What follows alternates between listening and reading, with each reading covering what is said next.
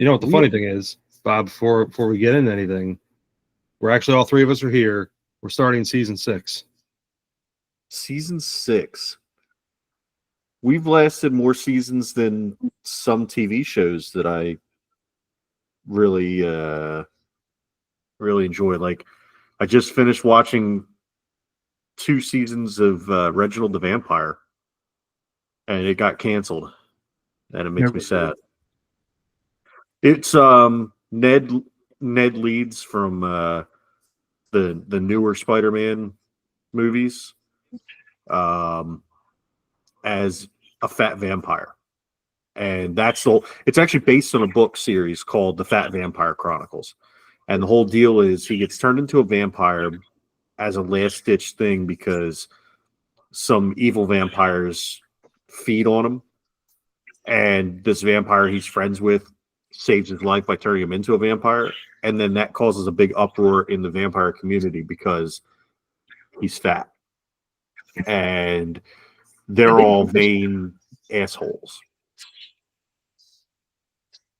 So, I thought this guy lost weight. He did after the. I think what they do is I think they make him wear a fat suit in the season after he lost all the weight. Which could be part of the reason why they canceled it. I don't know. This was apparently in 2021. It said it came out. He lost 100 pounds. Yeah, the last season.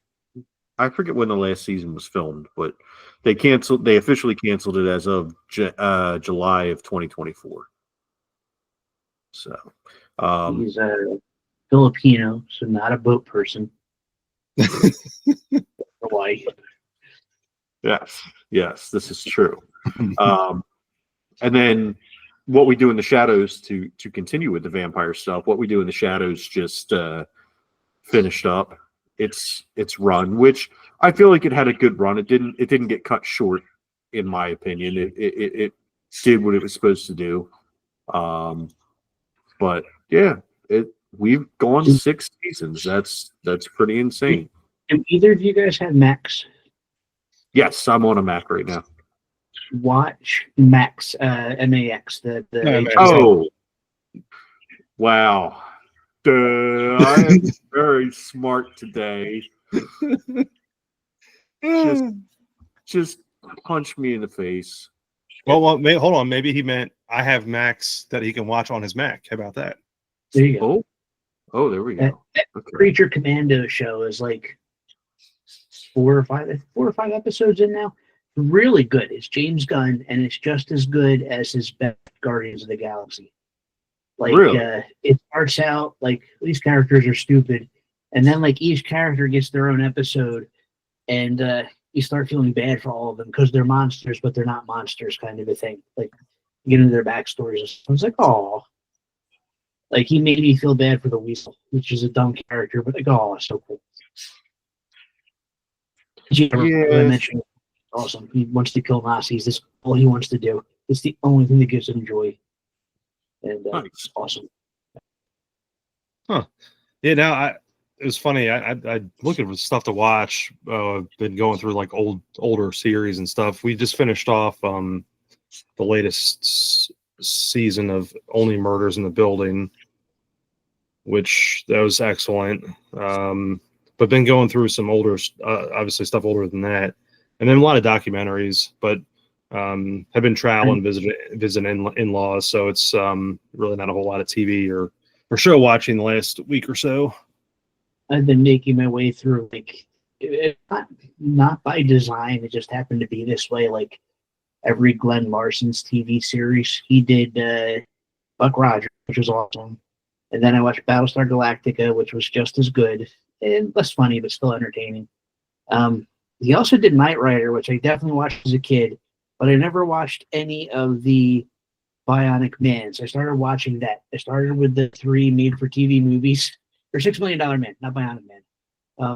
Now I'm watching the show itself, and it's the movies are cheesy in a way that's different than the show. Like, they're very James Bondy things. The first movie especially, like, I'm waiting for him to get his robotic augmentations, and you're waiting throughout like the whole thing again for like the last half hour of the TV movie. But then in the second episode, they replace his doctor buddy with the actor that plays Skeletor and Falcor, so that was kind of cool. Oh, nice. I watched a lot of those whenever Sci-Fi Channel first hit. That was one of the first series it had. It was between that, they had that Bionic Woman. Yes. So watched a lot of that back in the day. So it was already in reruns at the point that I watched them. But yeah, when the Sci-Fi Channel first hit, those were like two of the big shows that I remember. That and Ripley's Believe It or Not with Jack Palance, which was if you ever find any of those to rewatch, just fantastic. Jack Palance is amazing. Was it the same Jonathan Frakes took over, or did he do a different one? I think it's the same or similar. I know what you're talking about. His was obviously about 5 or 10 years later. Yeah. See, when I think of Jack Palance, like Curly from Jonathan Frakes did. Oh, what show was it? Ripley that he did? No, I thought he did something else, like kind of like it was a show in that. Yes.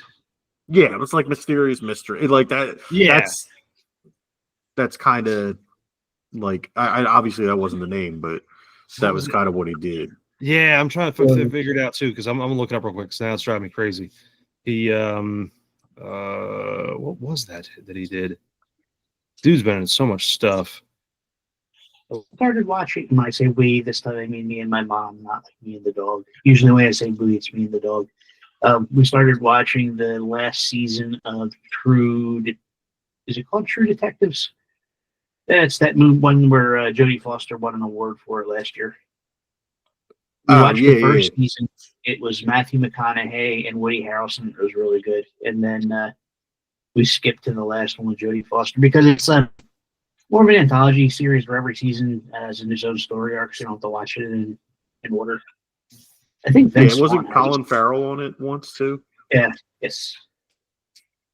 So this is interesting. Jonathan Frakes' show is Beyond Belief, Fact or Fiction.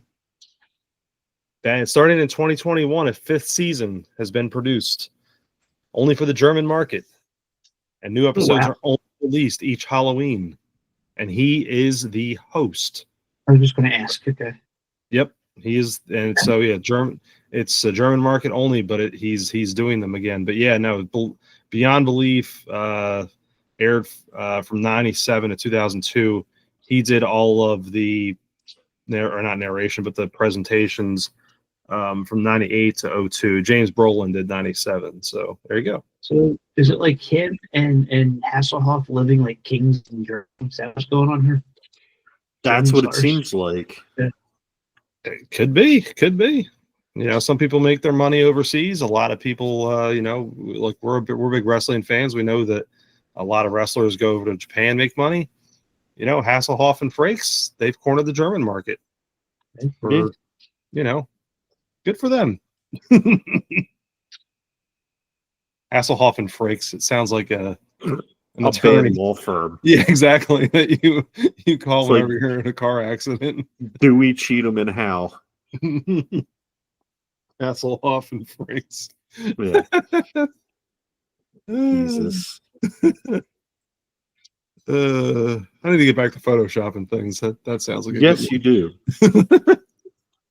Because that should be the title of this episode. It's just Hasselhoff and Frakes, attorneys at law. Attorneys at law. Maybe we should make a show. We should make an actual show called Hasselhoff and Frakes, attorneys at law. That can be our big break, guys. Hey, you know, except we can only sell it to the German market. Right. We got to learn German real quick.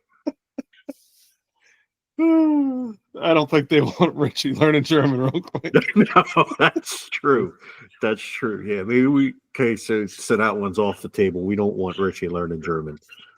No good can come of that. Scheiße. Scheiße.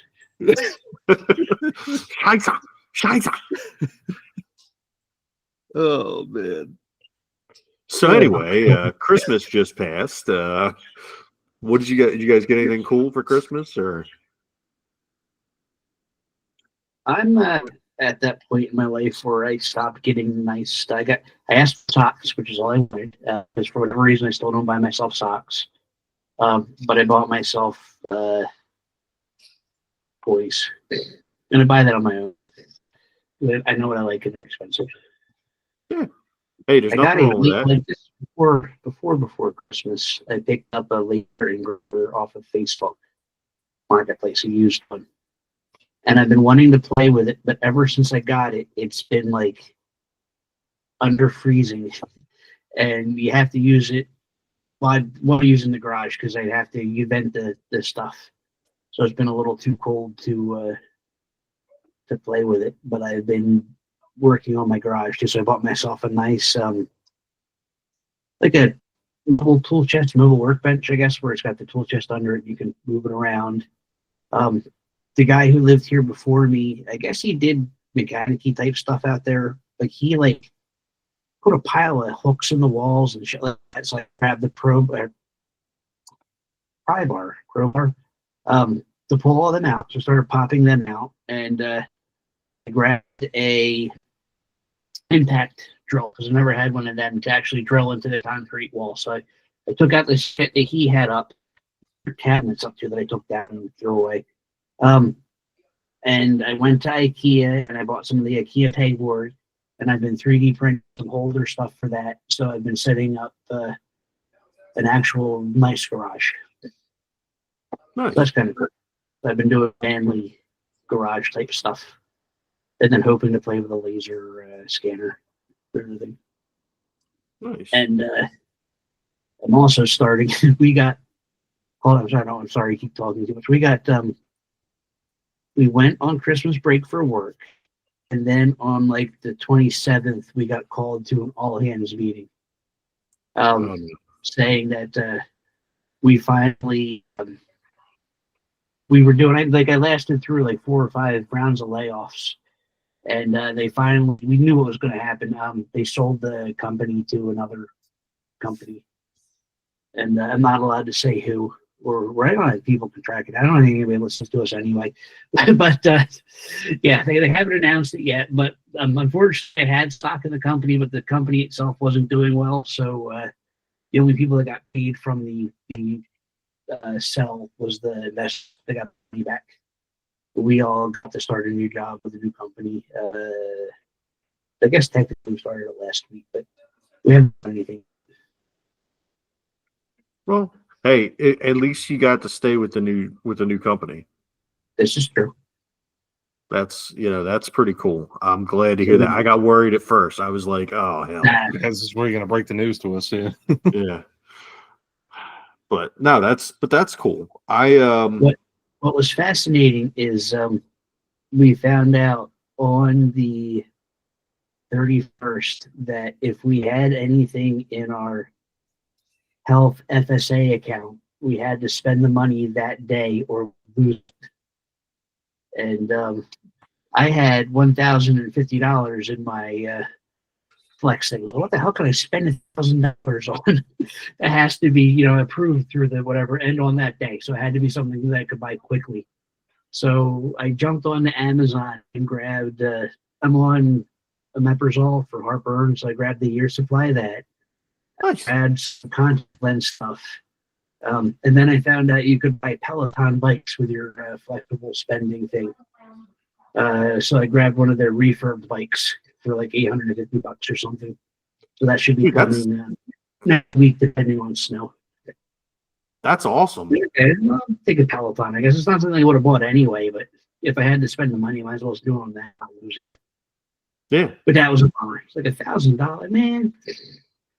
Yeah, that's because you're walled into what you just said. Like you can only spend on certain things.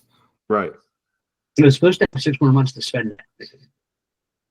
Not a day. Like, yeah. Especially like New Year's Eve too. Like, what the hell? I know. Right. Everything happened so quick with the sale, so it was just kind of. Well, what about you, Tom? What'd you get anything cool? Well, it's I'm still in the realm where my kids are young, so anything they get is what I deem things that I can play as well. And we'll get into the video game conversation on that part of it, but so a couple games in there. Katie got a lot of cool baseball, football cards, including a signed Jason Kelsey. So, and then Tommy got a lot of cool Legos, Star Wars, and then some other stuff. So a lot of things like I'm really interested in. It's theirs, So the one thing I didn't really ask for a ton. I did get a really nice Eagles hoodie, but I I've been dabbling back into my consoles that I've had that I never really did anything with. They got kind of put away through a couple different moves. So finally getting back out after redid our garage and kind of turning that into a game room. And so Bob, you'll appreciate this. I asked for a copy of 2K5 for the PS2. Unfortunately, I haven't had a chance to really do anything with it because we left almost immediately after Christmas. But I tried to fire up a game and it froze. So now I'm going to try to look either at another copy or this might be the kick in the pants I need to rebuild my because I have a fat PS2. So I'm you and I have had that discussion before about rebuilding it. So yeah. So anyway, that'll be a later spring project. I don't need anything right now to do, but yeah. I just thought it was funny that 20 years later, here I am opening up a copy of 2K5 on Christmas. Nice. Hey, if you are you any good at soldering? No, you don't want me soldering anything. Yeah, I'm not I have the grace of, let's see, I don't know. I'm not very artistic. Let's just say that. You're I'm more of a let's Michael get the J. job. Fox. Yeah, let's get the job done. It's gonna you can order. I think they're cheap too. It's called Free McBoot. You can get just a memory card, and they're already done. You just plug it in. It's soft. Yeah, yeah. That's one of the things I sent to him. I sent him some a couple different little mods that you can do, like a fan mod and the Free McBoot, and then a hard drive mount and everything. At this point, I'm at a point in my life where I'm always going to go for the easiest solution possible. Quite frankly, because it's not that am not interested in trying to either learn something new. But if something goes wrong, the level of frustration I have still goes off the charts so high that if anyone's around me, I feel really bad for them.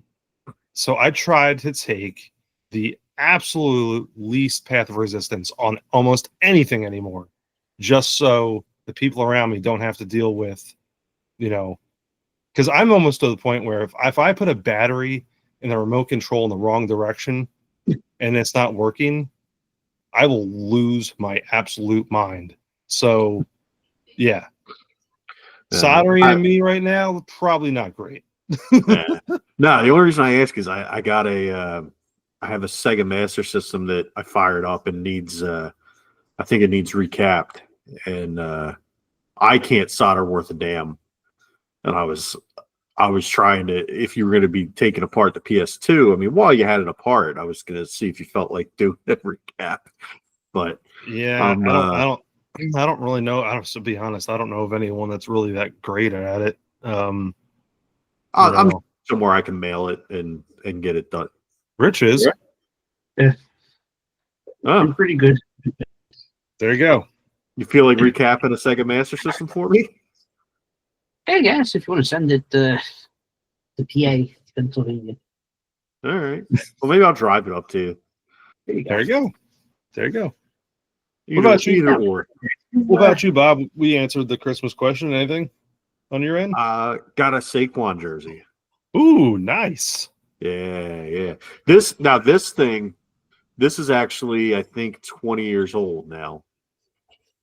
But I did just get it. So I didn't get a new hoodie. But my hoodie that I'm wearing. What's that? So I still own the black hoodie I had in high school. Nice.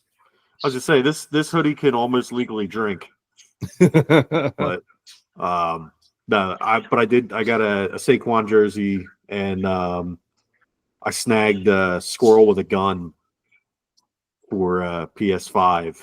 So I've been playing that a lot, and I got my brother gave me brother hooked me up, so I ended up getting I got squirrel with a gun and the purple plates for my PS5.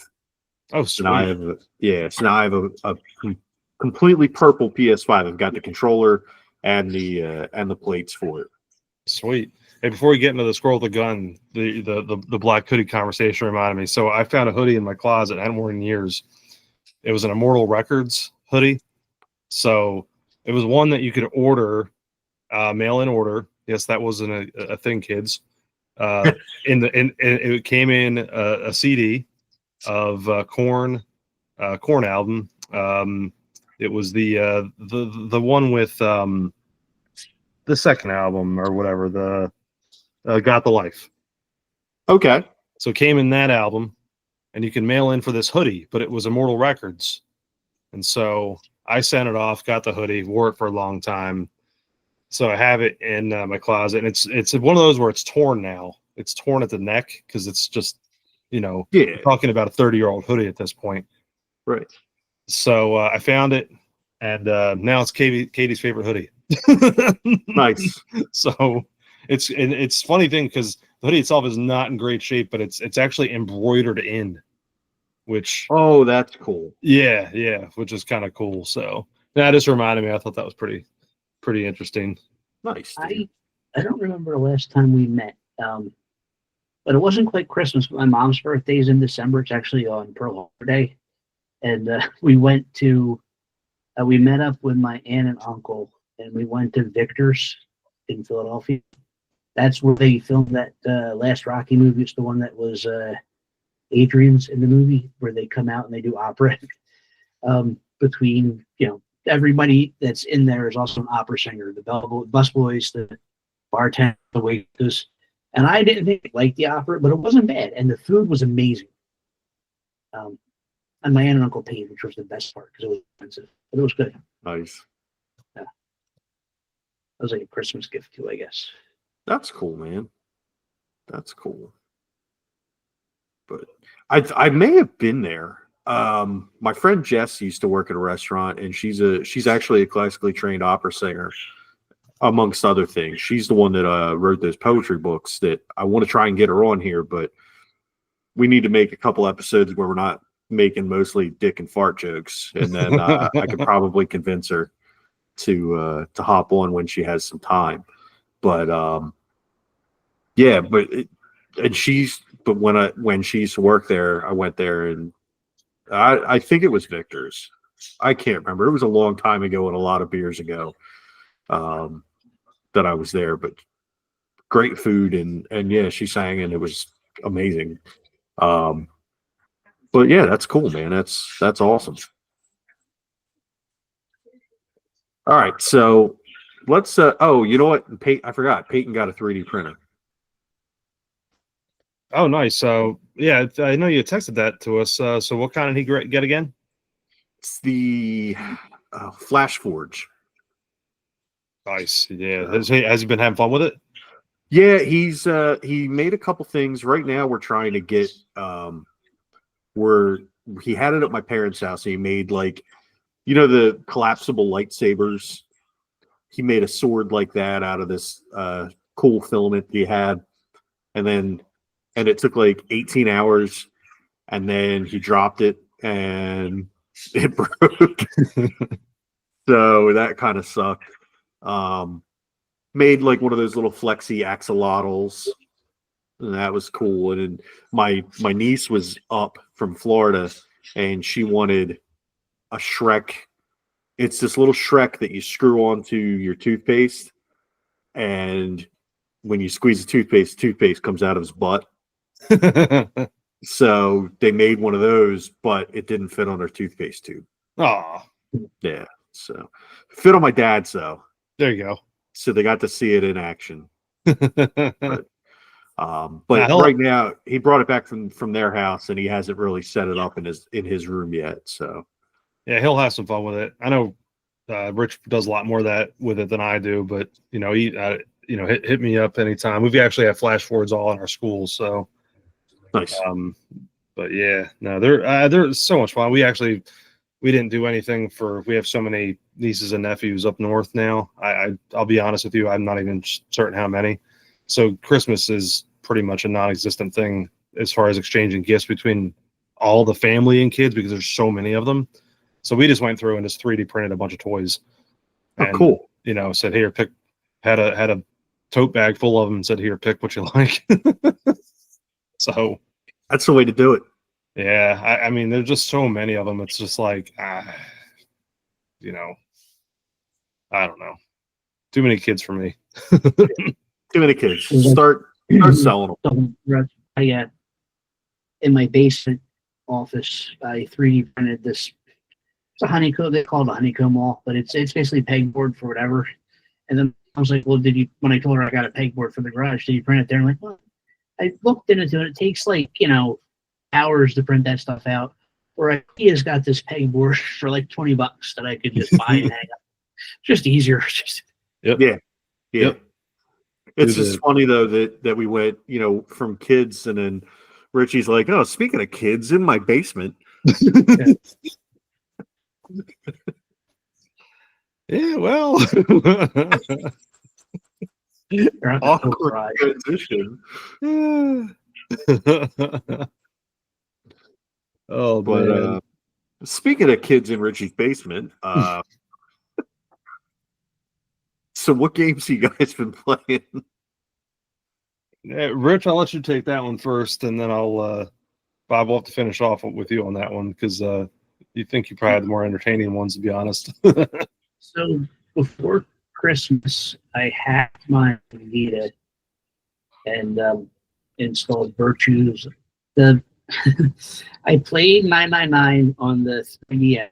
I guess it was the DS at the time, and really liked it. And I know there's 2 more games in the series that I had, but I never got around to playing. So I put Virtues, I think it's called Virtues Last Reward, on the Vita, and took that with me and started playing a couple hours into that. But I didn't really play much during the Christmas break. It was at my mom's, and it was just kind of, once the nephews got there, it was flat and could really focus on things. And before I left, I bought Spider-Man 2 on Soul and Metaphor Rephantasmo. Basically, Rephantasmo is just another Atlas ARPG along the lines of Persona. I think it's made by the same team. And it made a lot of best of the year lists. I'm like, well, I know I'm going to like this. I might as well grab it all. So, figuring I would get around to playing it. And instead of playing that, I've been playing Dave the Diver, which I don't know. I've got to be like 6 or 7 hours into it now. I don't know how long of a game it is, but it's kind of addictive. You start out just fishing and catching, diving and catching fish for a sushi restaurant, then making the menu and serving stuff at the sushi restaurant. And then as you go, you discover this whole underground mer people civilization, and you're helping them out while still catching fish and running the. But then you can hire help for the sushi restaurant, so you're doing less stuff for that. And so it's like a restaurant management / fishing / fetch quest. And it's really good though. It's entertaining. I like it. Nice. I've tried to get Tommy to play Dave the Diver so many times because he's like, it's a team. To me, it's a game because he's really big into anything that's, ocean, sea creature type things. And then he loves the simulation aspects too of things. So like he's big in City Skylines, those types of things. So the newer generation of those games he really enjoys. So every time I come across that one, I'm like, dude, you really should play this. Kind of because I want to play it, but I'm not that into it. I kind of want to see what he thinks first. But I like that. So now I'm liking what you're saying because now I'm gonna have to play it myself. This was a recommend for listen to another podcast called Video Game Apocalypse. It's a pile of the old Games Radar people formed their own podcast, and They recommended Dave the Diver, and they were right. And they also recommend that's where Vampire Survivors too, which they got a new. I haven't played it because I just haven't had time, but they have a Castlevania add-on for Vampire Survivors now, where you can actually Really? play as Castlevania character. It adds new levels and shit too. Like it's a whole DLC, a brand new DLC. Yeah, Sweet. I haven't played that game in a while. That game's awesome. I need to get back into it. It's supposed to be good. Yeah, so that was an addiction for a while. Then I had to just stop. I had to go cold turkey because I was just on my phone constantly. Getting the dopamine things from the constant sounds of slaying all the. Apparently, that guy was like was he a slot machine guy? I forget what they said the guy did before he did this game, and it makes sense what he programmed before he programmed this, because it's got all that addiction stuff kind of built into it. And it's just cheap. It's so cheap that it's yeah, especially on the phone. I think it's less than $5 on like the PS whatever. Yeah, I saw it was console out, and I've only ever played it on the phone. So, you know, but yeah, that's a great one. But, oh, and I also want to say I went to I never finished Stray, and I really liked. Let me finish this, and that was a PS Plus game that I got for free when it came out, and it has since been delisted from PS Plus. So even if you had it downloaded, you can't play it anymore unless you give them $20. Yeah. Dude, it's such a good game. You gotta just buy it and finish it. It's so I got close. I think I was like 6 hours into that too. I was like, I should just finish this. Yep. I'm a bitch. Dude, I can't recommend finishing Stray enough. It was really good. yeah, it was one of those I didn't play, but watched the kids play, and yeah, excellent game. It's excellent. Oh, yeah. So, no, I've been playing. Kind of mentioned Christmas and games they got. So Tommy's been playing a lot of Astrobot, which is really really cool. I've always enjoyed the those types of games. I know there are some freebies that had come through different iterations of the recent PlayStations and stuff, but this is a kind of a standalone game. It's very cool because this one has so many different nods to different games that many people love for different reasons, whether it's God of War or Persona. Like Richie just mentioned that one actually. Metal Gear. There's so many cool things, and it's Easter eggs that are in it. But it's so well done. I know we've kind of talked about before recording, a game of the year, and I can certainly see why. Wonderful platformer. I haven't played it yet, but I've watched enough of it to where I could say I would recommend that to anyone who likes platform games. Just a very, very fun experience. And then I've been playing a lot of, well, not a lot of, but some Mario Party Jamboree, and it came out a few months ago. Very cool. Again, it just kind of takes the same concept and keeps building on it. Here's something else. It's not just you're not just playing the board and doing mini games. You're doing 3 other things while you're doing that, and you're getting new ways to screw each other over. And there's a couple cool different modes that they've added on. I haven't checked them all out yet. Haven't had the time. But really, honestly, the thing we've probably been playing the most, Jackbox, which Bob, I know introduced us to the newer iterations of that, but I've been a You Don't Know Jack fan since day one. So we've been playing a lot of Jackbox 2, 9, and 10. So particularly Earwax, which is a sound game. Everyone seems to love that game. So we've been playing a ton of that. I actually carded my PS5 with me, and which is funny because where I was going actually has a PS5, and they're like, well, can't you just sign on to your account? And I was like, look, I could, but again, path of least resistance for me. I'm just going to take the damn thing with me and plug it in. So that's why I bought all the Jackbox games that I have. I bought them all on the Switch because it's the easiest to travel with. So here's the funny thing. I have 7, 3, and 4 on the Switch, and I was having network issues with one of the Switches, Whereas the PS5, it had none at all. So we'd get halfway into a game and the connection would drop out so much that it would completely disconnect us, which obviously was ultra frustrating playing a party game. So again, I was like, well, let me just buy one on the PS5.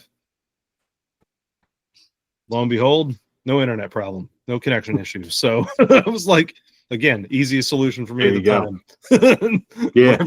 I don't blame you. Rather than diagnose either the Switch's connectivity issue, and as far as I can tell, it was likely just a fluke thing.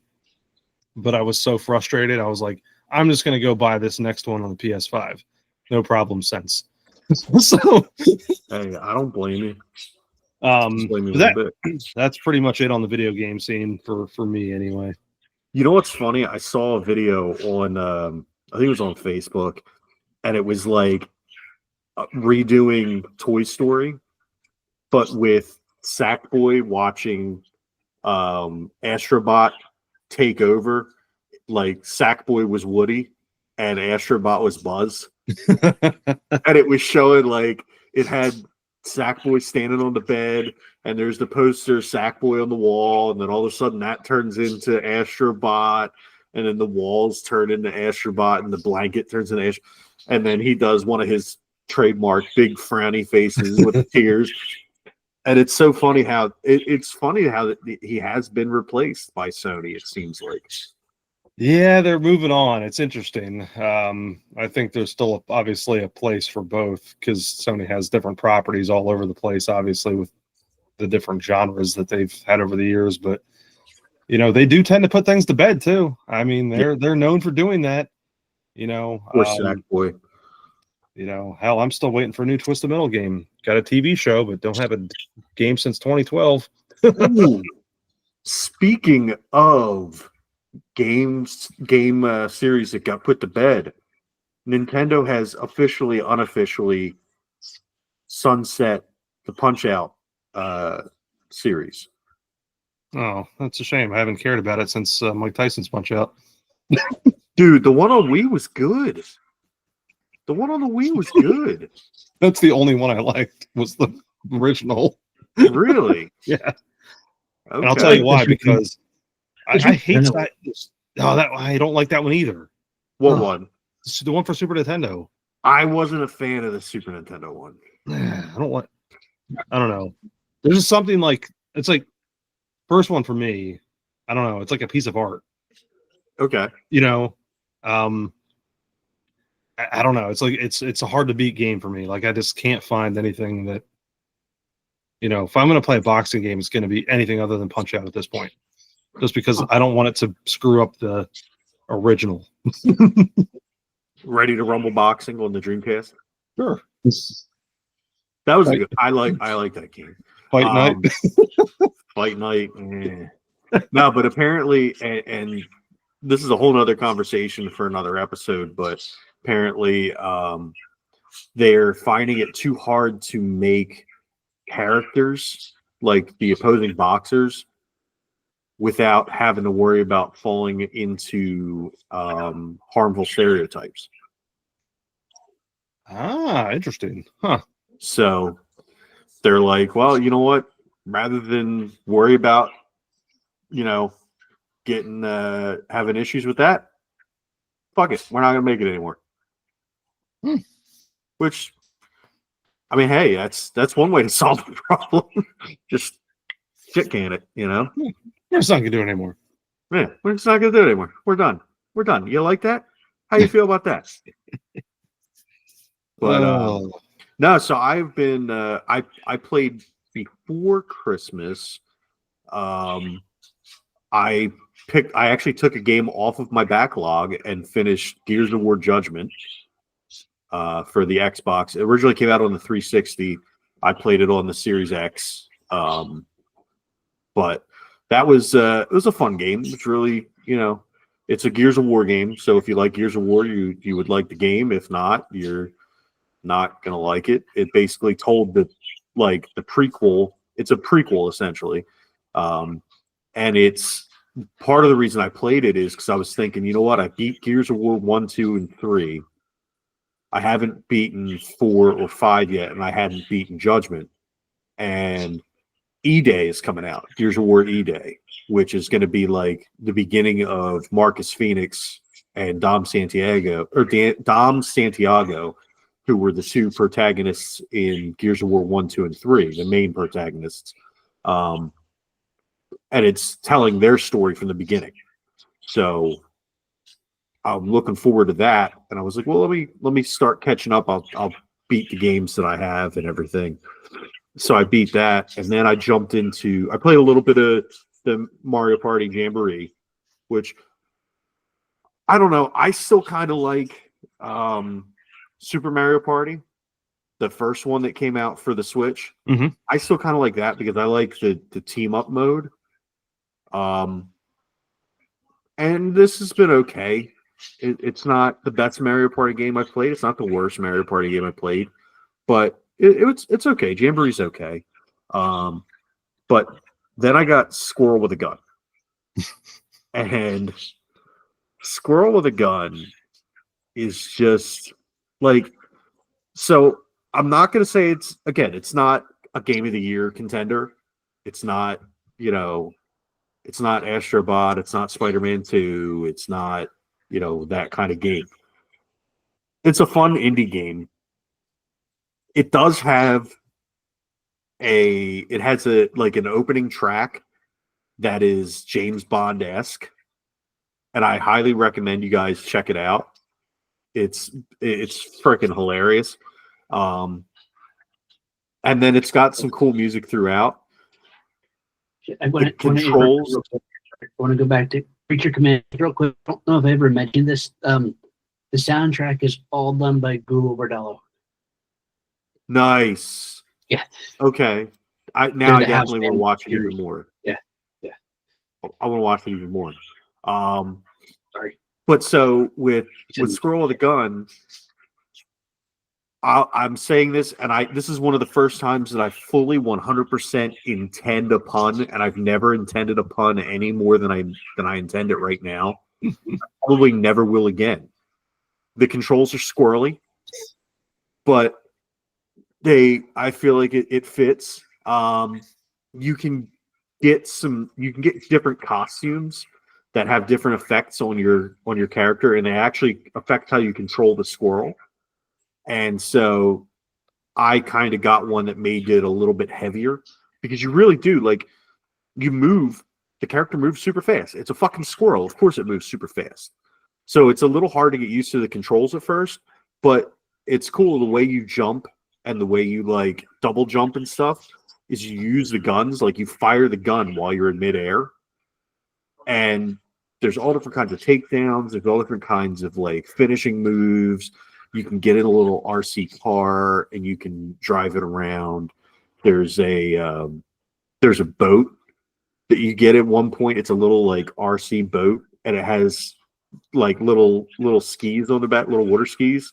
So you can either ride in the boat or you can be a little water skiing squirrel, and you get to go into a water park at one point.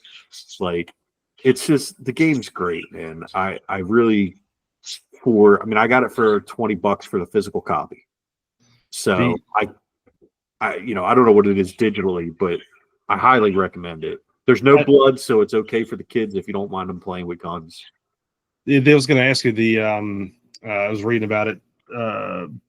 Teen, I think of any kind of squirrel game. I immediately go back to Conquerors, obviously. So I wondered that. I was like, ooh, how, So there's no blood, there's no gore, there's no cursing, there's no real speech at all. There's like squirrel noises, and there's like that kind of stuff. Mm-hmm. But there's no real, the only thing that comes out of people if you shoot them is acorns. That's cool. So there's no, it's really not that bad, and it's not like there's nudity or profanity in it. It's literally just the fact that you're shooting people with a gun. Like, but it's so cartoony and everything. Like, the guns are realistic looking, but everything is so cartoony. Like, there's a trophy or achievement, whatever you want to call it, for a guy shoots a rocket launcher at you, and you grab the rocket and then ride it around in the sky. Like, and you can get there's a costume that's like, do you guys remember Secret Squirrel? You can get a Secret Squirrel costume, and so you got a little trench coat and you got a little purple hat, and then you walk like you sneak around. There's a bomb costume, like a bomb disposal costume that makes you immune to explosions. There's a little mohawk. There's a dress that you put on, and it changes your walking animation, so you walk daintily. And then, like, it's really funny. It's definitely worth a play. Yeah, I'm checking out the screens. Yeah, I say that the reading a couple little things I have real quick here. It's like same vein as Goat Simulator 3. Yes. Yeah. Yes. You can get angry eyebrows. So there's these cartoonishly large angry eyebrows on your squirrel. It's pretty cool. It's pretty cool. I'm gonna have to check that one out. That looks to be right up my alley. Yeah. And it's not like it's. I will say that the first boss, the first time I played it, I was like, holy crap, this is Nintendo hard. But I think it was just that I was tired or something. Because I swear to God, the game, like, I must have lost probably 20 times in a row to that boss. And I turned it off. And I went back in the next day. And I played it, I think I fought it maybe like 2 or 3 times and I beat him. But it was you're definitely going to want to look up how to beat the tank, because the first boss is a guy in a tank. And you're a squirrel with a gun. You're a squirrel with a gun. And not only is the guy in the tank called Father, but he's wearing a jacket that on the back of it it's bedazzled, and on the back of it says Daddy in rhinestones.